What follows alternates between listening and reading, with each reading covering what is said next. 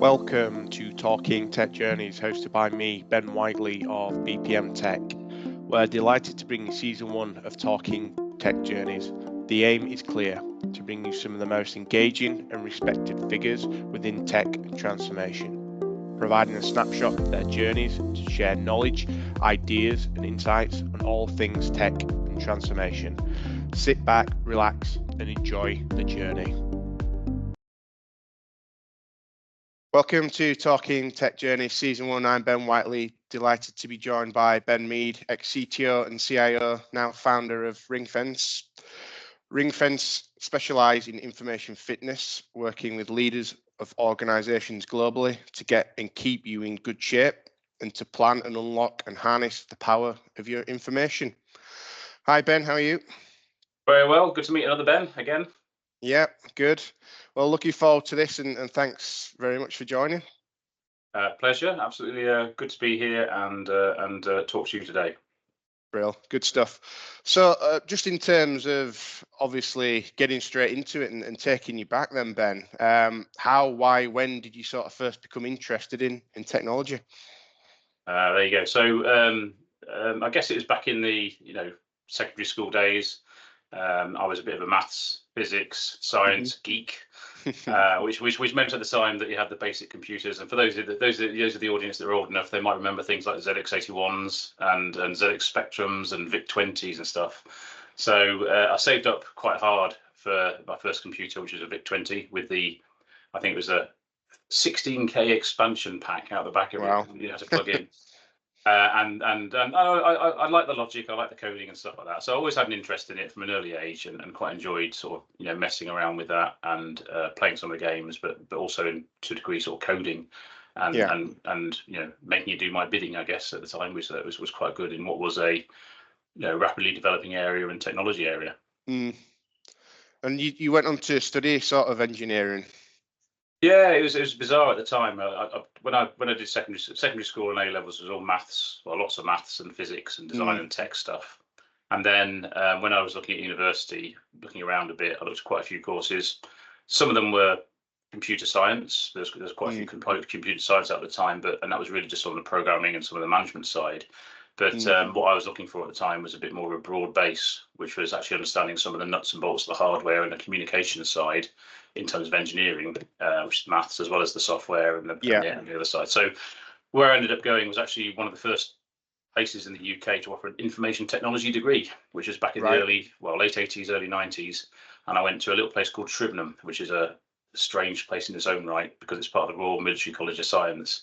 But it was doing a BEng in IT, and I had the pleasure of being the part of the third of the civilian intake alongside a third army and the third RAF, which was excellent. Glad that I did it, because it basically meant that excuse the doorbell, I'll turn it off route.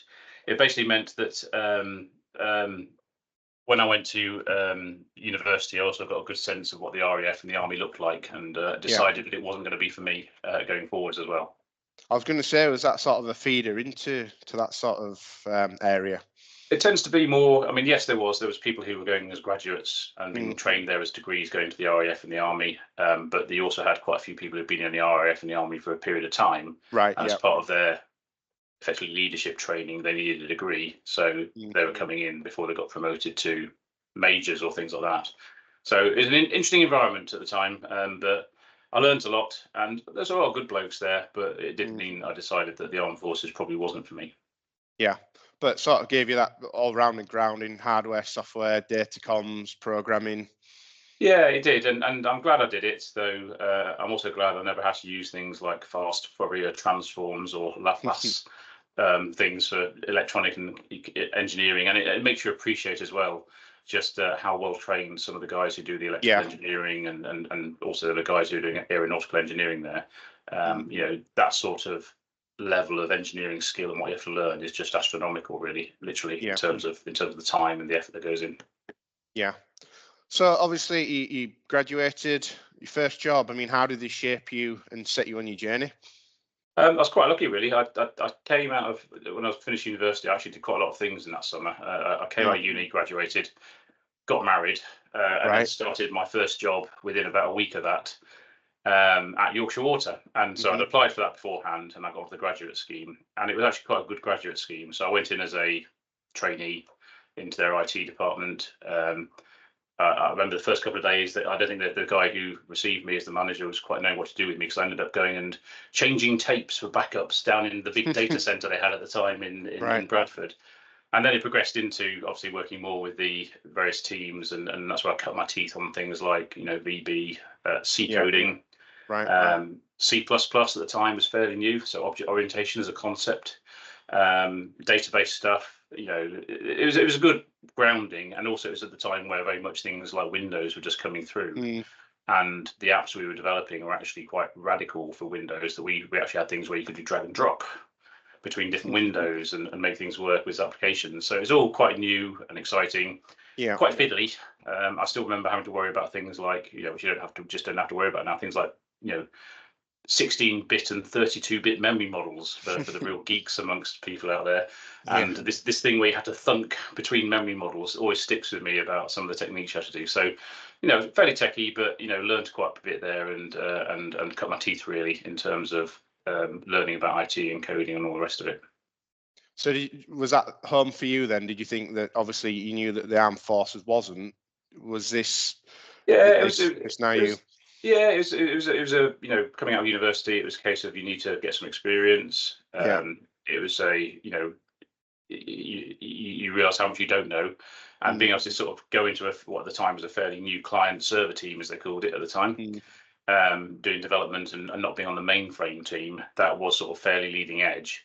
So it also got me back to Yorkshire, because I got married at the same time, so settling down in Yorkshire in Knaresborough at the time, and then travelling across to Bradford, and it's just learning all the other stuff with all the other graduates. They had quite a good graduate development program.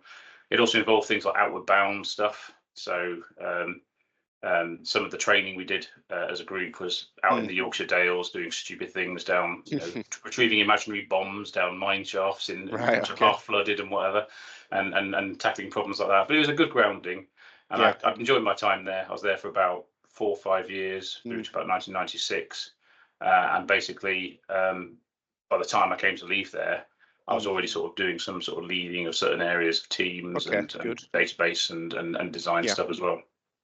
So what was next for you then, after you said you did your time at Yorkshire Water? Yeah, so after that was the thing that changed there. I think it does with lots of jobs, is that the guy that was leading the team and a lot of time for as a manager, I'm still friends with today actually, at Yorkshire Water, he went on, moved up to bigger and better things elsewhere. I was asked to step up and say, do you want to manage this area? And at the time, I think it was like, well, I'm a techie. I'm maybe a lead techie, but I'm still a techie, and I don't know if I'm ready for this management thing. So looking around, found various options, and the one I ended up going for was down at Henley-on-Thames, actually. And it was actually a software house working for financial services.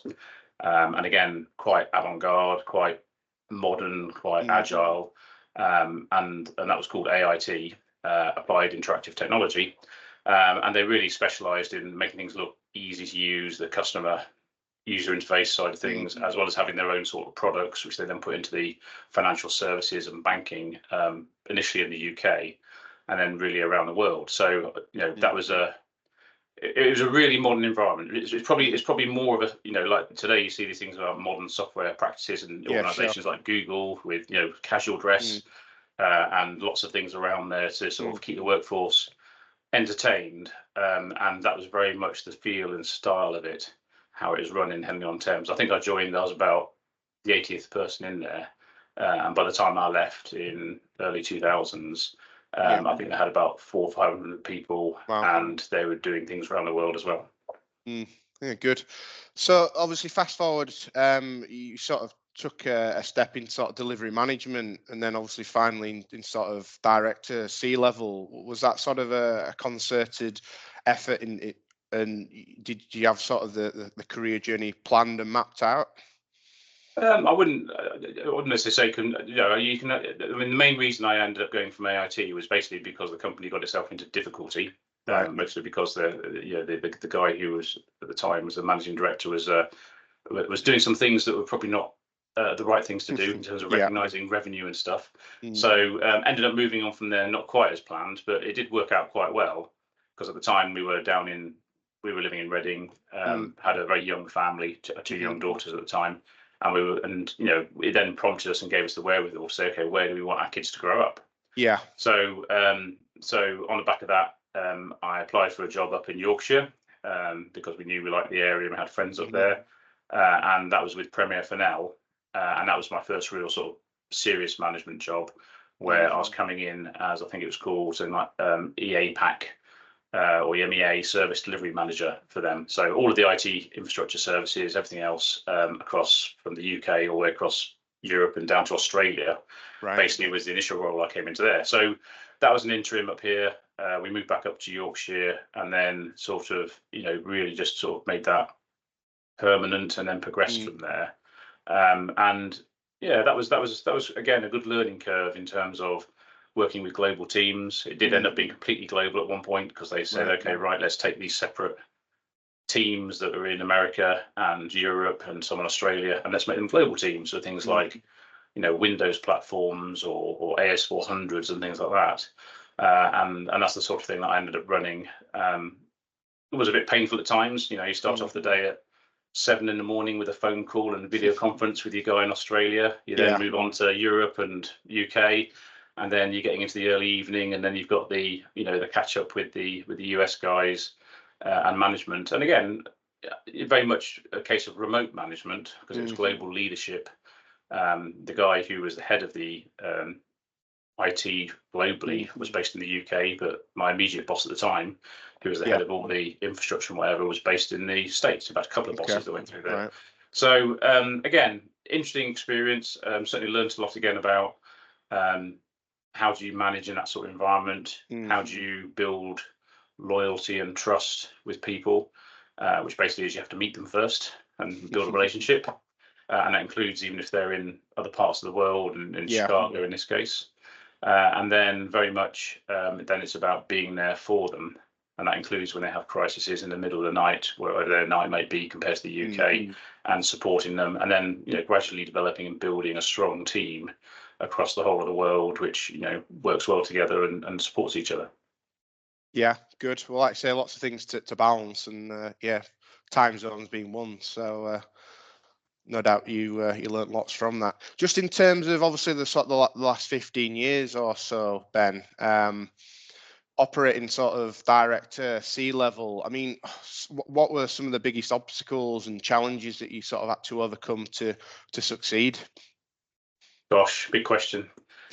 So I mean, so I was at the head of level really in Premier Fennell, and then I moved briefly to DLA Piper in Leeds, which is a global law firm. That had its own challenges. I mean, the main challenge there was one of timing, in that I joined them early in 2008, just before the economic crash, and then obviously I left them because they realised they weren't immune to the effects of that towards the end of, I think, 2008, early 2009.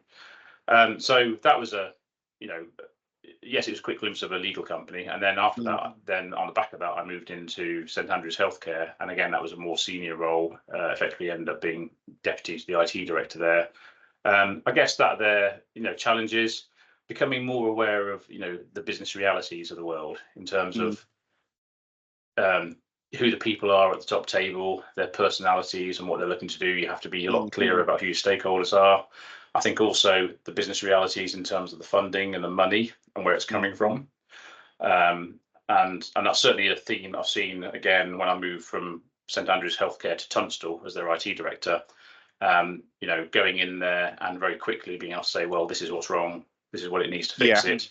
And then coming up against the whole, realities of it being venture capital owned, and then being at a certain part in the cycle, which meant that it became clear after not too long a time that despite people saying when I was recruited that, oh yes, you come in, tell us what needs fixing and we'll help you do it, that actually the reality is that there's no way in hell that the venture capitalists at this stage in the cycle were going to release the money they needed for investment. So that's been a challenge. Other big challenges and obstacles, Circle Health Group, where I was CIO, very much the obviously challenge there was a national one in terms of COVID. So working out how to cope with the stress and the strains that brought to an already busy organisation in private healthcare, helping the Yeah. national health service and the rest of it, and getting through that, and trying to do it in a way where you have to keep things going, but you're also trying to look after your people Mm. and not burn them out. Then that was quite hard as well. But a lot of it, I guess, comes down to, it comes back to the teams you build around you, Yeah. Yeah. and a lot of it is about taking the time and the effort to Yeah. find and recruit the right people, and also take the time to nurture them, and so they know what they're doing, so that then you can trust them to get on with the job in hand, Yeah. and develop their own people in their area as well. Yeah. I guess is the key thing. Well, I know you're sort of a people first leader, and like you say, it's all about building teams and sort of collaboration. I mean, would you say that your sort of leadership style has changed and evolved over time? Oh yeah, yeah. I was very much. If you go back to the well, how many years ago? It was 30 odd years ago when I started. I was very much your probably typical geek techie, Mm. head down. You know, getting the enjoyment out of doing the coding, Yeah. and yes, you talk to people in the team and talk about techie problems, Mm. but I didn't take that wider view of the whole business, Yeah. and think about more the people element. And then Mm. particularly as you go up through my career and you take on more responsibility, then you rapidly realise that, and I guess I used to be, I still am to a degree, a little bit of a perfectionist and detail person, Mm. but you can't be across everything yourself. No. You have to make sure that you've got other people you trust, and you empower them Mm. to get on and do the job, and then you step back and you support them, and you cheer them on, and you provide them with what they need. Is the way I looked at my job. Yeah. Whether it's training or money or resources or support from the Mm. board or other places. If they've got a good idea and it makes sense, but it fits within the direction of the business, then Yeah. my job is to sort of help them to nurture that and support it. And really, that's the whole thing around frameworks, whether it's for Mm. people or for how organisations look at the information they need and Mm. use, which is what I've really sort of, I guess, learned and taken forwards. It's that Yeah. mental model that you need across everyone, that common understanding, which then becomes important, rather than it being just sort of a interrupt driven, responsive, reactive approach. Mm. If you can give people that understanding and they know the framework they're working within in terms Yeah. of policies and what's possible and what's available and what's reality, then that's the best thing you can do really to set something up for Mm. success. Which teed us up nicely into what you've been doing over the past sort of 18 months with Ringfence. So, I mean, how did you sort of find the transition? I know Ringfence was sort of a limited company previously, but how did you find the transition from operating at direct to C level to then becoming a founder? Yeah, it's different.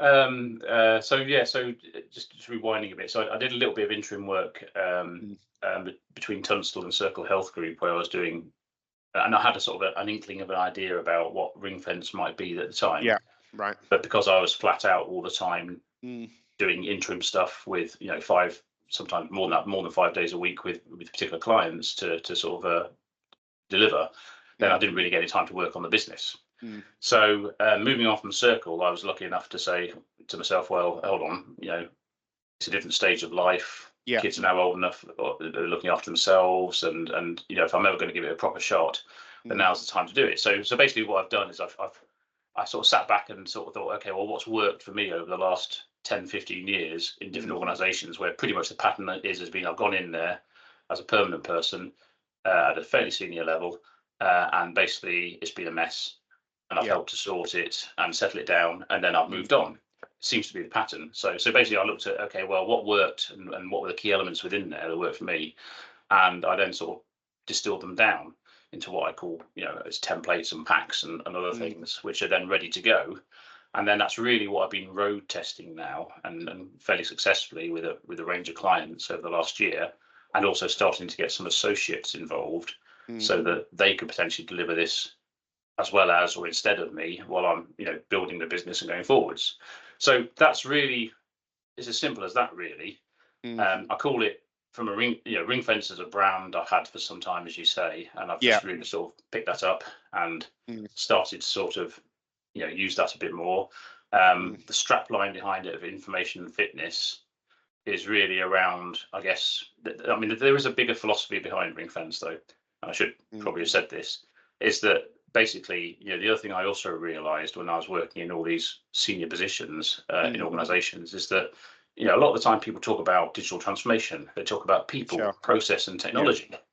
What they don't talk about, or what's missing from there, is information itself.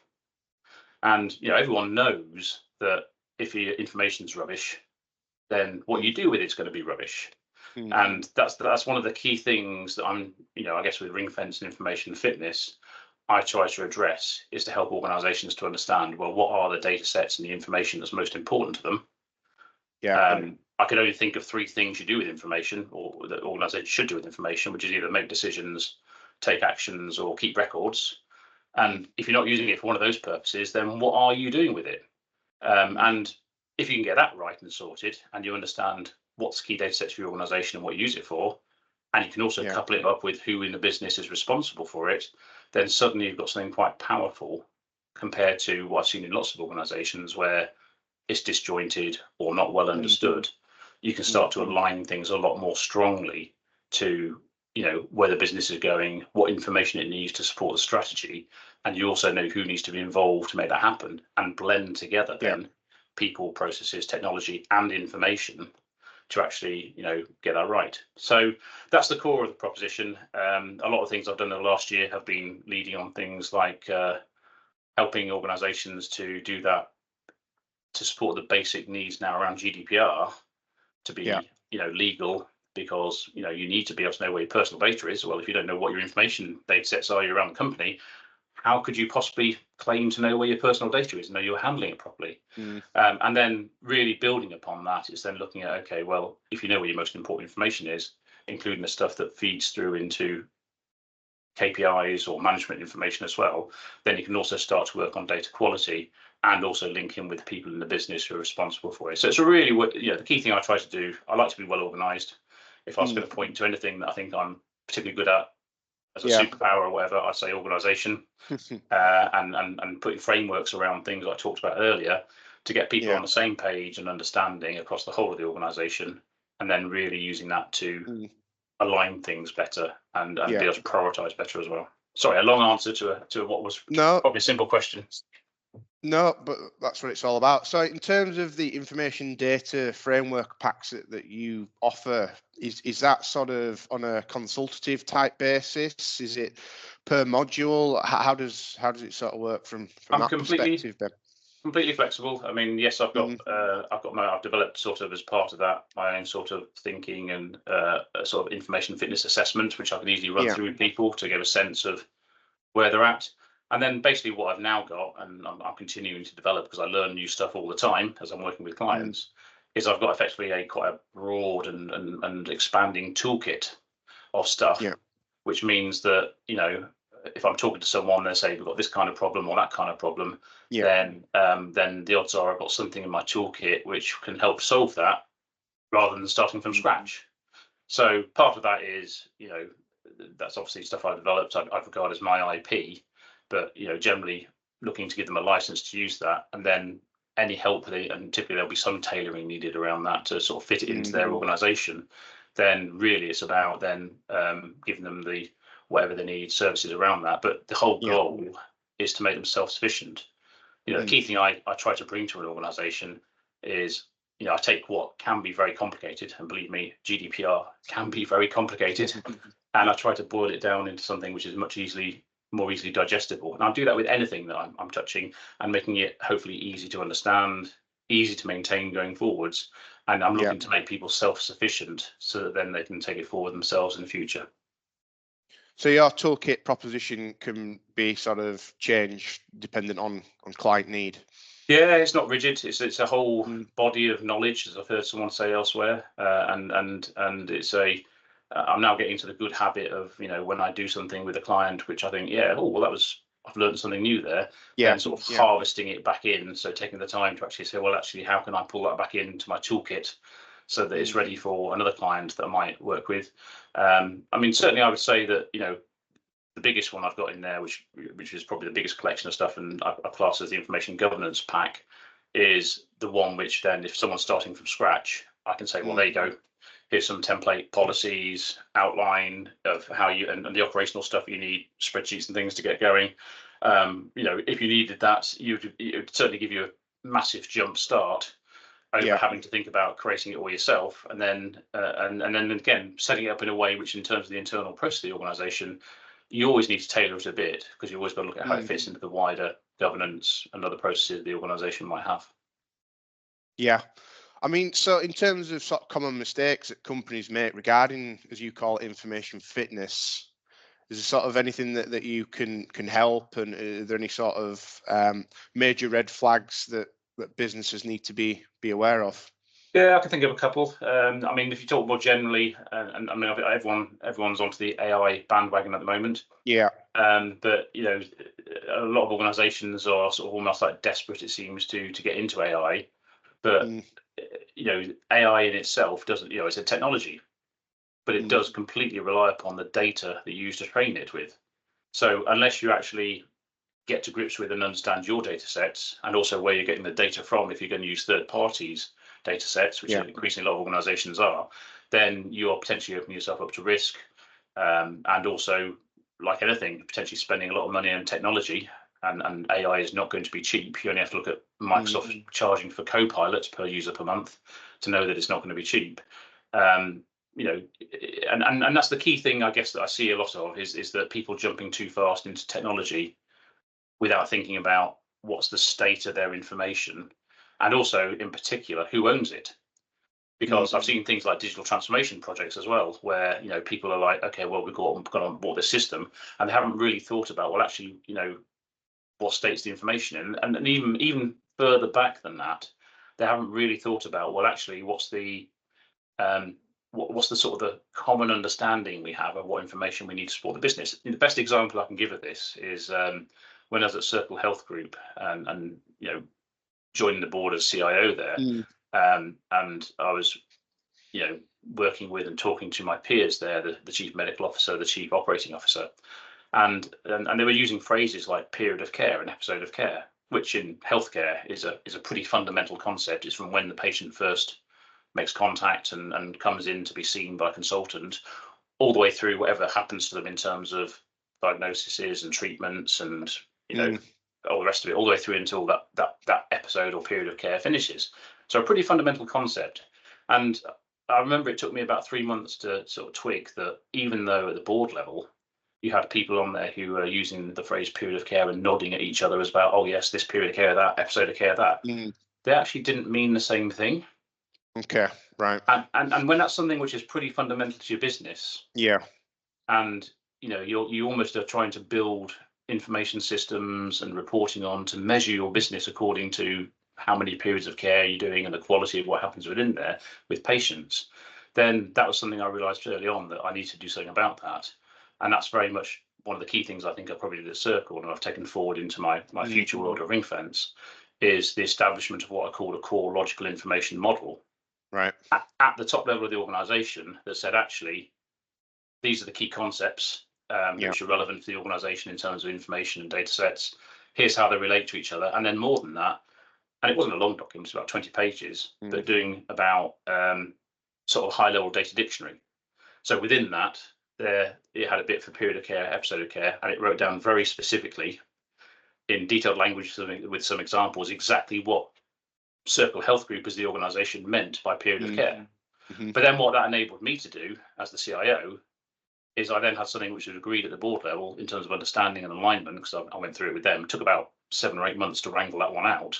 But once we had it nailed down and it was published across the whole organization, then it suddenly made it a lot easier for me to start thinking about, okay, if I'm driving major digital change, then at least I've got something to align to, and I've got something that then I need to make sure the reporting and everything else comes through in that way to the board, because that's what we've agreed is what we mean by period of care and episode of care. And it's the same in any organization. Lots of organizations I talk to, it almost feels, I'll go back to my degree. My degree was information technology.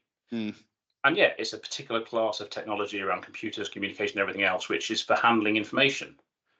But information is the fundamental thing that you're trying to get right for a business, not the IT. And unless you know what's important to the business in terms of information, you can waste a hell of a lot of money throwing it after technology and security, increasingly now with cyber threats, which you're protecting the wrong things. You don't know what your crown jewels are.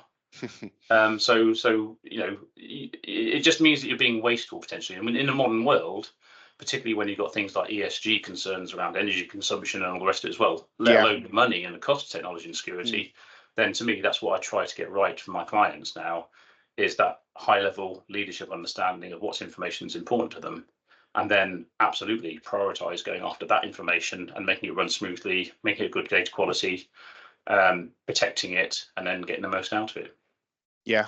And that sort of, just in summary then, Ben, I mean, obviously I know you've talked about the risks and benefits in terms of information fitness. For anybody listening who's thinking, these may or may not resonate now or in the future, will there be any sort of key wrap up, key takeaways, points of advice for people listening? They can come and talk to me, that's fine. Yeah. But no, I guess more seriously is that, I mean, part of the reason I do this, and I guess, and I've talked about this at the large scale. I mean, one of my clients at the moment is a multi-billion-dollar US-based multinational organization. But the reason I'm doing it with them, and they don't handle patient data, clinical data. But the reason they came to me, it's someone I knew who works there, is basically because they're starting to get asked questions by their customers as part of due diligence, which they couldn't answer. I mean, most boldly, as I put onto my LinkedIn feed recently as an example, it's a real world example. Basically, in a due diligence question, it was, are you GDPR compliant? And they had to answer it on a scale of 0 to 5 with different criteria.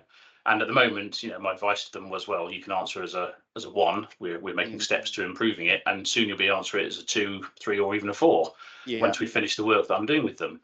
But to me, I think the world moves forward, I guess, is the key thing. The modern digital world is one where technology and AI in particular is very heavily reliant upon data.